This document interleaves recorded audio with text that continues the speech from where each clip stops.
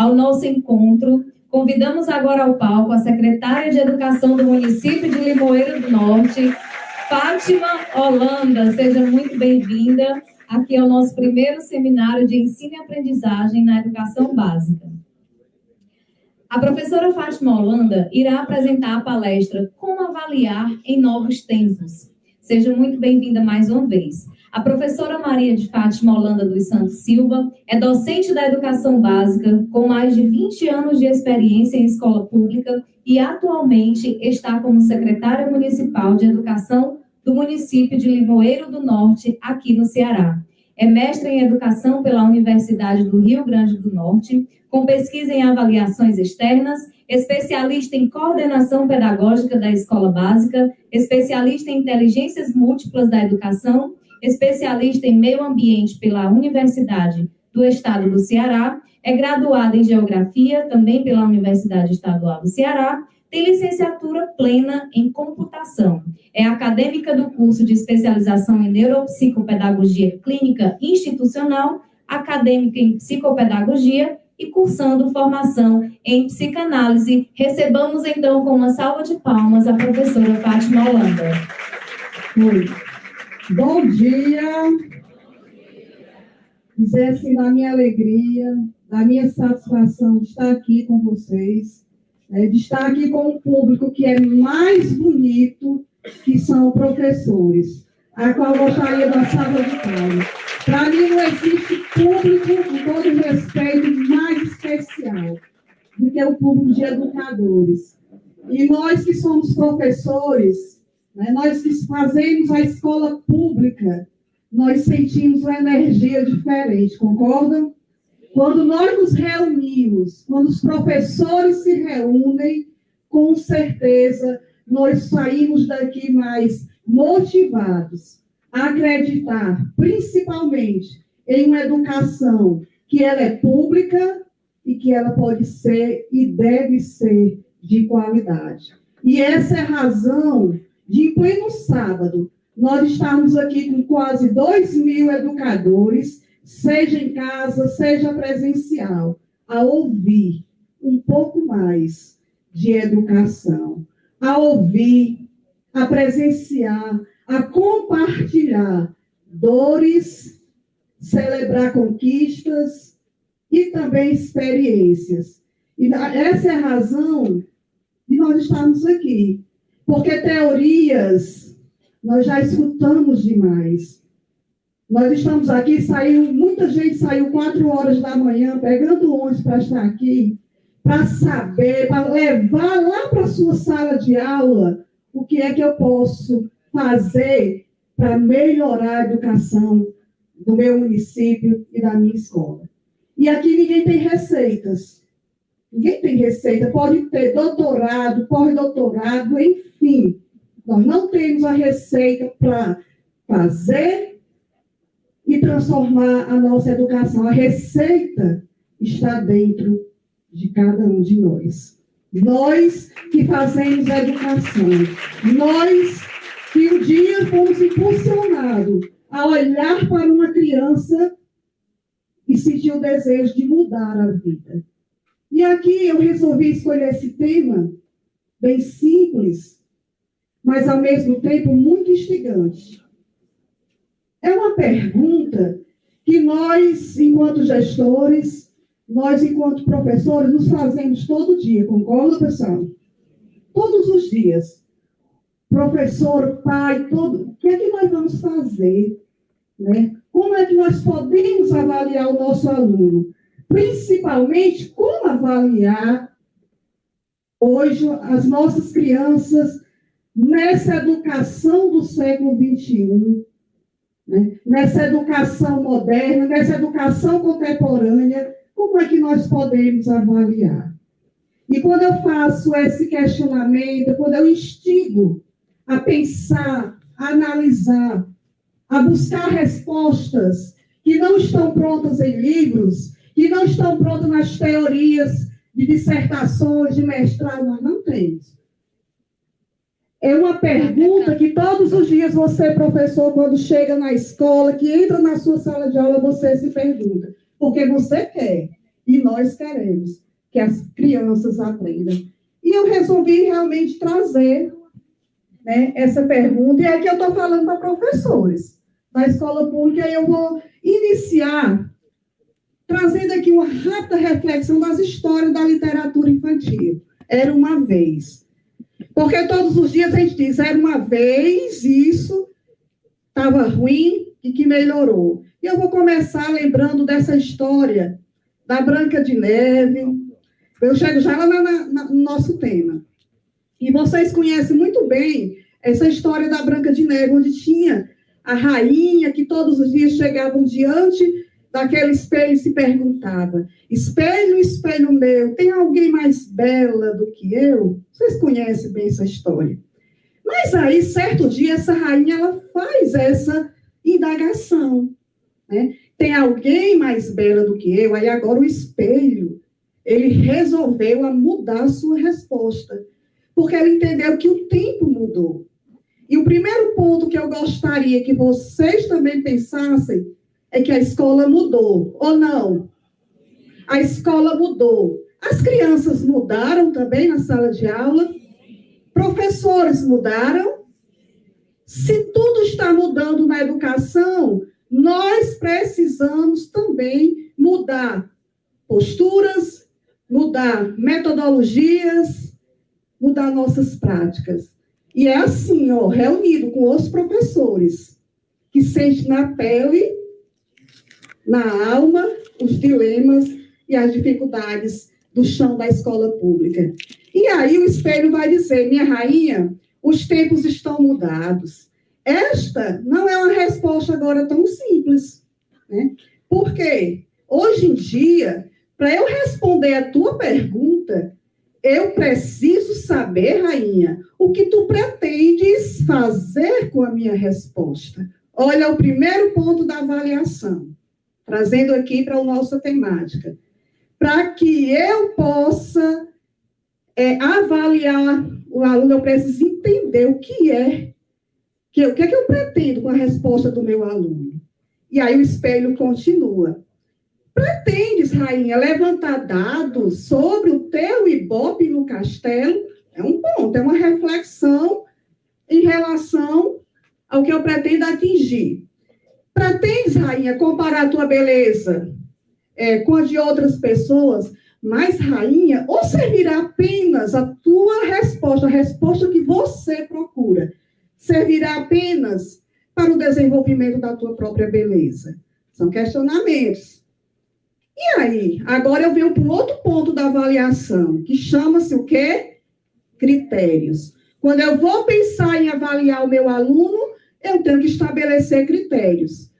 Isso nos leva a pensar, professores, que nós não podemos fazer o nosso planejamento de qualquer jeito. A avaliação faz parte do nosso planejamento didático. A parte principal vai estar lá. Como é que eu vou avaliar esse aluno? E aí tem os critérios. Aí ele continua. Eu devo, rainha, considerar dentro desses critérios o peso, a altura, a cor dos olhos ou o conjunto da obra. E mais, eu considero os parâmetros do castelo?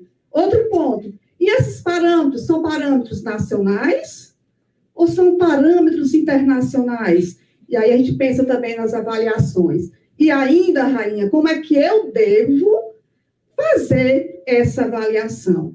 E eu deixo essa pergunta para você, professor.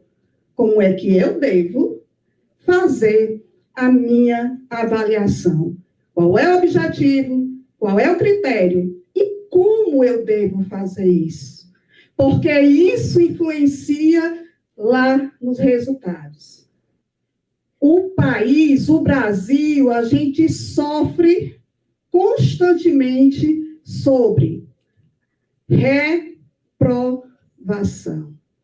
E aí nós estamos agora no ano de IDEB, onde nós precisamos considerar, né, aprovação, reprovação, evasão, e há uma inquietação muito dos professores. Quer dizer que nós somos obrigados agora a aprovar todo mundo, ou vocês não se questionam isso?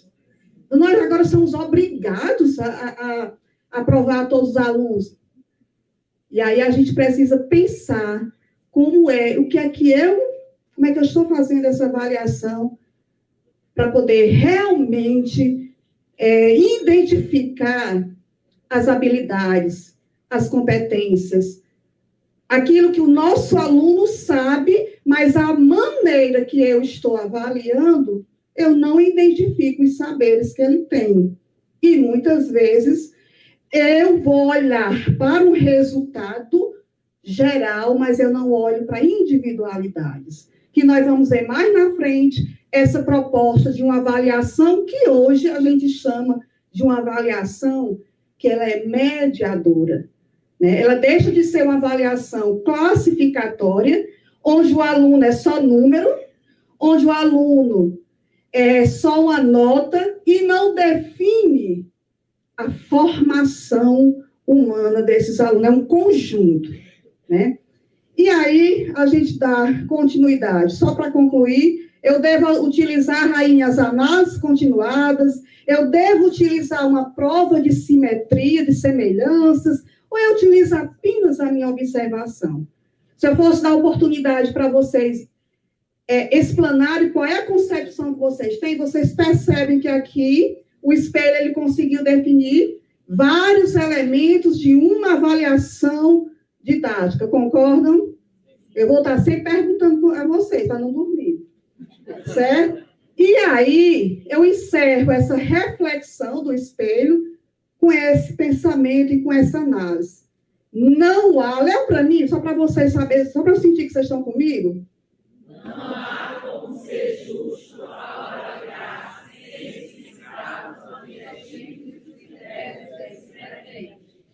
valeu? Não tem como a gente ser justo dentro de uma proposta avaliativa com o meu aluno quando eu deixo de explicitar quais os objetivos e quais os critérios, né, que foram definidos em relação a essa proposta. E aí vem a avaliação. O que significa avaliar? E vocês sabem melhor do que eu, mas para ficar melhor o nosso momento aqui, eu tenho que dizer. Avaliação quer dizer, avaliar o quê? Uma ação. Eu avalio uma ação. E dentro dessa proposta de avaliar uma ação, eu envolvo os sujeitos, que esses sujeitos são professor e aluno. Ou seja, avaliação é avaliar uma ação de uma prática que envolve o ensinar e o aprender, professor e aluno. Mas dentro dessa perspectiva, dentro dessa ação, nós precisamos elencar, pensar, refletir, revisitar muitos elementos importantes.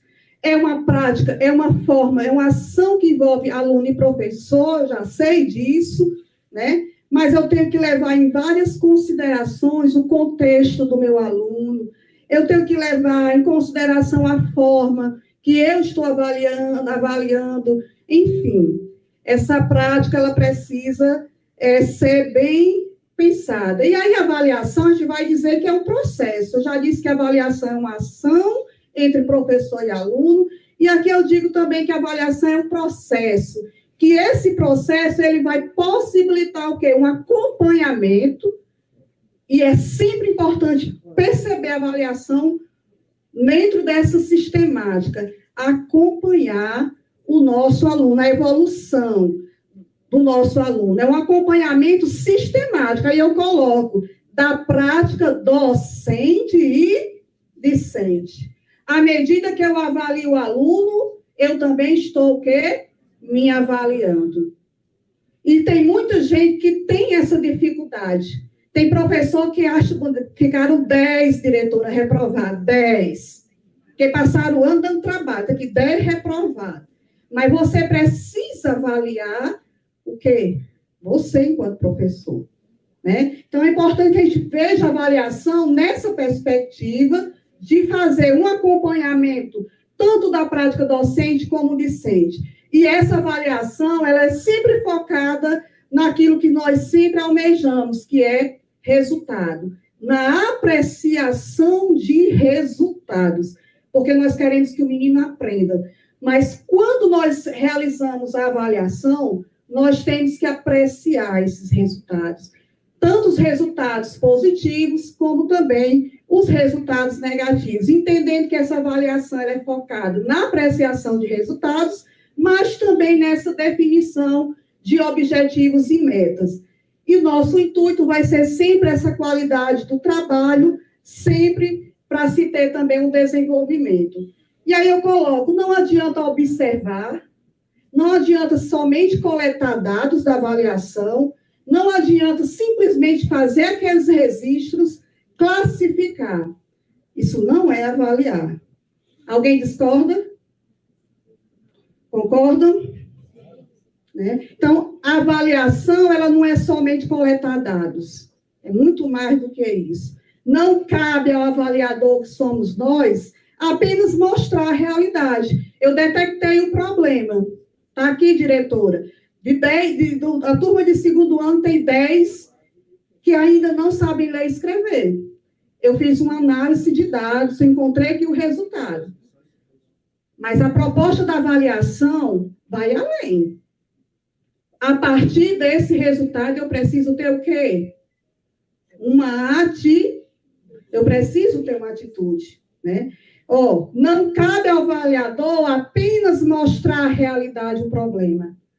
Ele é quem age para transformar essa realidade. E aí é o grande desafio. Já detectei o problema. Agora eu tenho que agir. A avaliação, Paulo Freire vai dizer, e eu acho isso magnífico, ele vai dizer que a avaliação é um ato político. Por que a avaliação é um ato político? Porque nós podemos agir em benefício do nosso aluno, ou então nós podemos o quê? Se omitir. É o que muitas vezes acontece. Sabe aquele aluno lá da sua sala de aula, que você sabe que ele realmente não domina, tem dificuldade, é indisciplinado, tem problema? O que é que a grande maioria de nós, eu não digo vocês não, eu digo nós, porque eu sou professora, é muito mais fácil deixar aquele aluno no canto, isolado, de não envolver esse aluno. É mais fácil trabalhar com quem sabe, né? Por isso que Paulo Freire vai dizer justamente isso, que avaliar é um ato político, né? Se eu não agir em benefício do meu aluno, se eu me omitir. Aí ele aqui coloca, avaliar é agir. Acho isso muito forte. Avaliar é agir, atitude, a intervenção, certo? Mas é agir para o quê? Alcançar a melhoria, né, desse processo de ensino-aprendizagem. Aí eu pergunto para vocês já ouviram muito isso, essa frase? Principalmente, pessoal, nos discursos políticos. Isso é muito comum. Os prefeitos, me perdoe, espera aqui. A escola é para todos. Aí faz aquele discurso de qualidade, não sei o quê. Escola é para todos. Mas a gente esquece algo muito importante. A escola é para todos, mas principalmente o quê? A aprendizagem é que deve ser para todos. Escola para todos, mas todos têm que aprender. Escola para todos, de qualidade, mas tem que ser todos, têm que aprender. Então, às vezes, a gente fica só no imediatismo, no discurso. É lindo dizer isso. Escola para todos. Mas se o menino for para a escola e não aprender, que se a gente não tiver a parceria das famílias, se a gente não tiver condição de trabalho, nós não vamos conseguir entender qual é a proposta da escola. Tá certo? Então, eu trouxe isso aqui só para a gente refletir. Se o menino está na escola, é obrigação da escola. E a escola não é só professor. Escola é professor, diretor, coordenador, o pai, a merendeira, todos da escola. Então, a aprendizagem é responsabilidade de todos. E aí eu coloco, não basta só ter a escola para o aluno, é preciso desenvolver a aprendizagem. Trago aqui essa imagem, eu estou sendo bem rápido para ganhar tempo, bem objetiva. Eu trago aqui essa imagem, que eu acho bem reflexiva. Eu tenho aqui uma tomada que está com conectada e aqui eu tenho uma lâmpada. Nessa simbologia, eu penso aqui na tomada.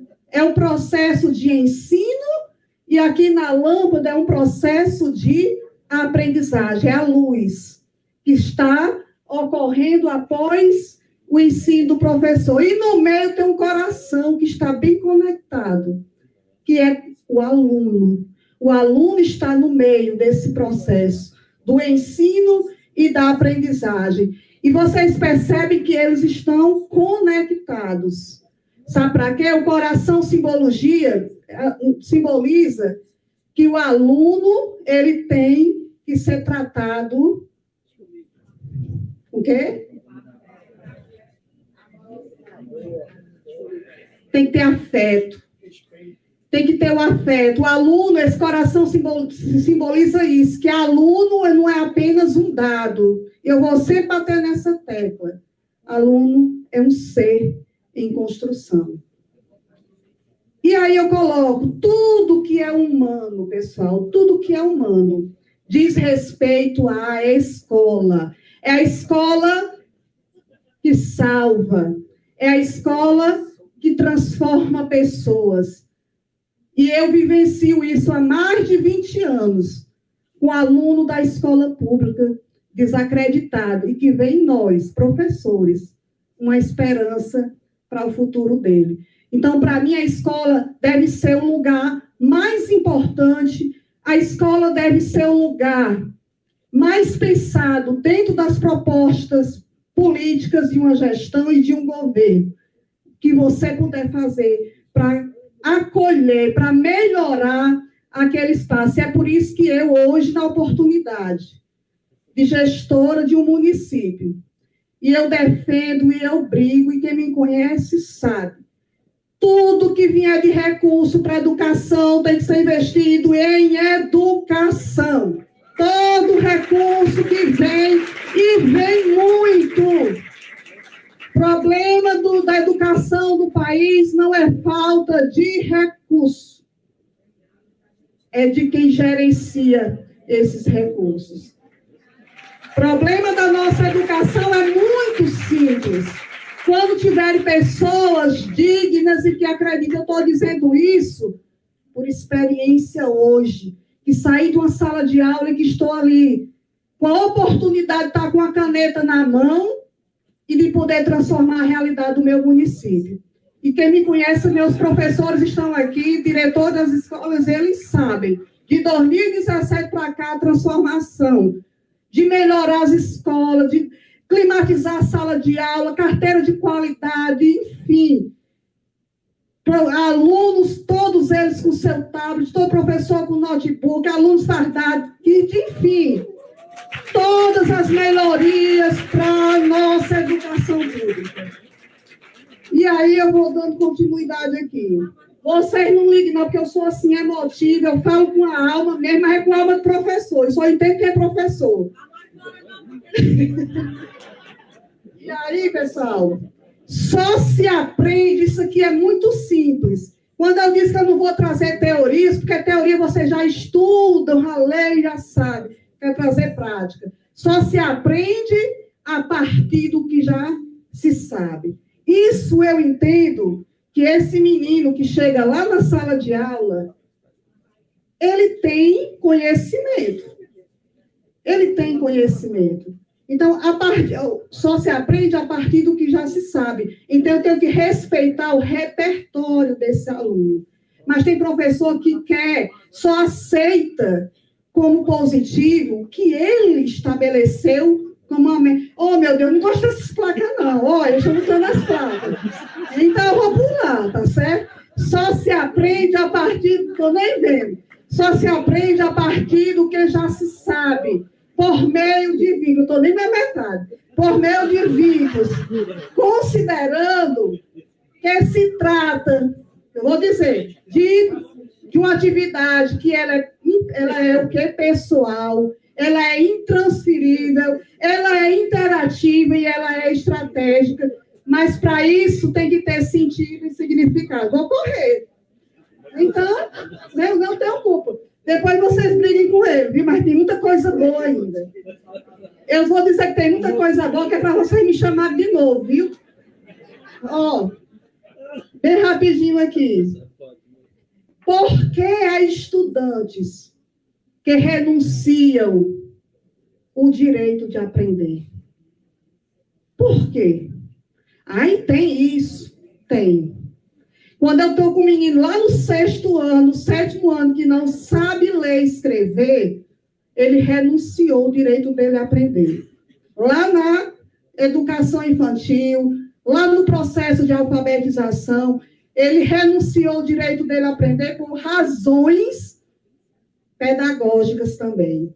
É necessário pertencer para ser humano. E aí, eu quero só colocar aqui espaço de harmonização dos tempos. Leiam essa tirinha aí para vocês, parece ser engraçado, mas ela tem, ó. Péssimo. A professora me deu péssimo outra vez. É para isso que a gente vai todo dia à escola.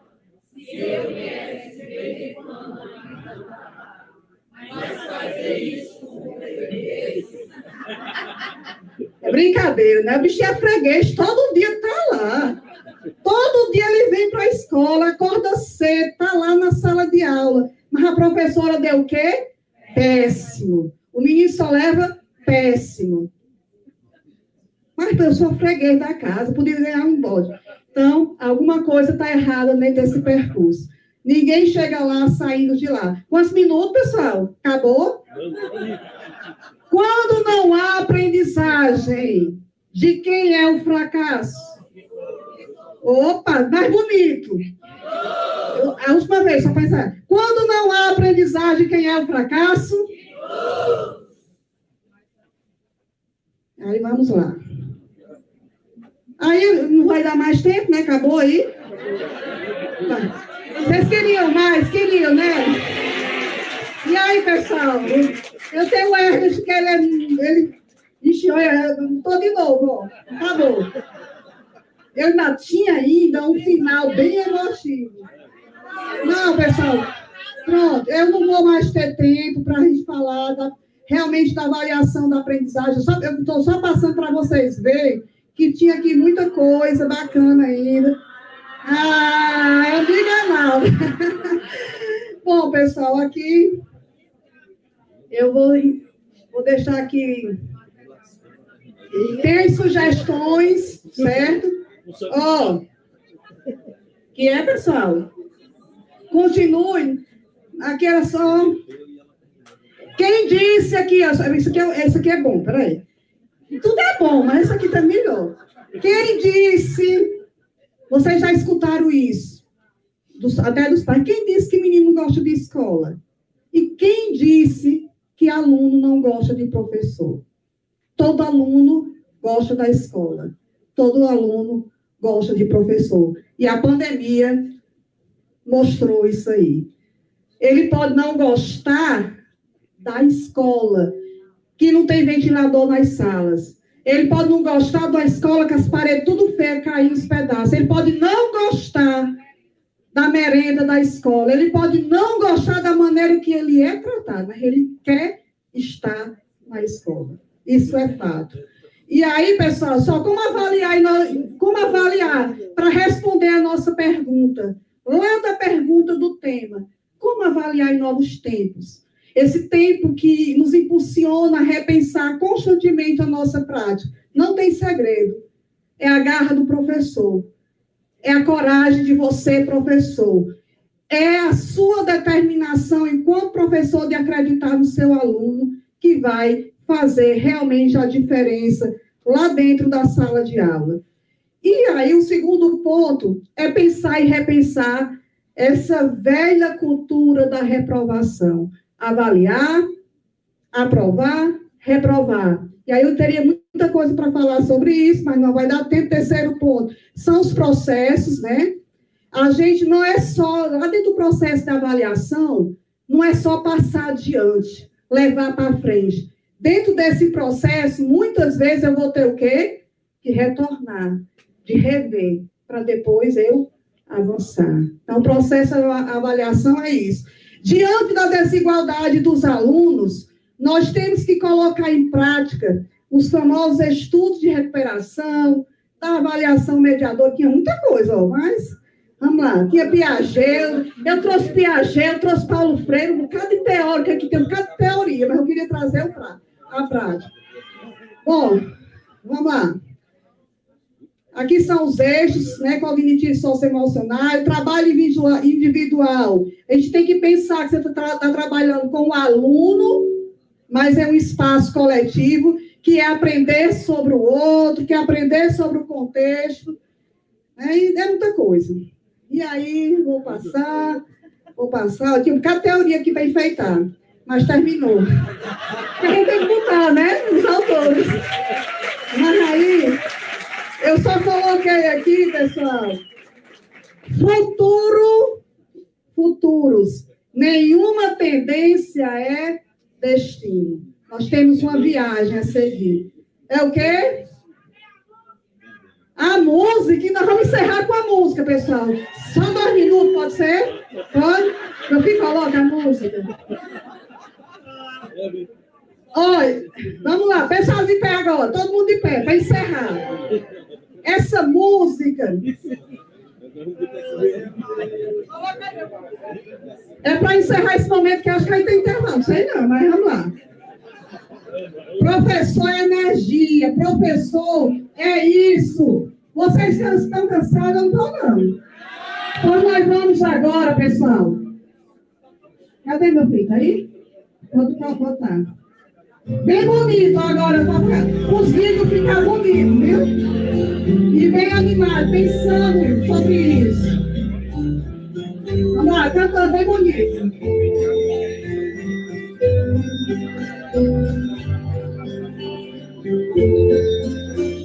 Ando devagar, e já te percebo esse sorriso, porque já chorei demais.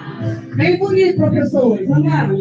Hoje me sinto mais forte, mais feliz, quem sabe. Só levo a certeza de que muito pouco sei. Por nada sei. Ah, bonito, vamos lá. Conhecer as manhãs e as manhãs, saber as massas e a maçã. É preciso amor para poder pulsar. O professor tem que ter amor. É preciso ter paz. É preciso chuva para fluir. Deixo que cumprir a vida seja simplesmente compreender a marcha e tocando em frente.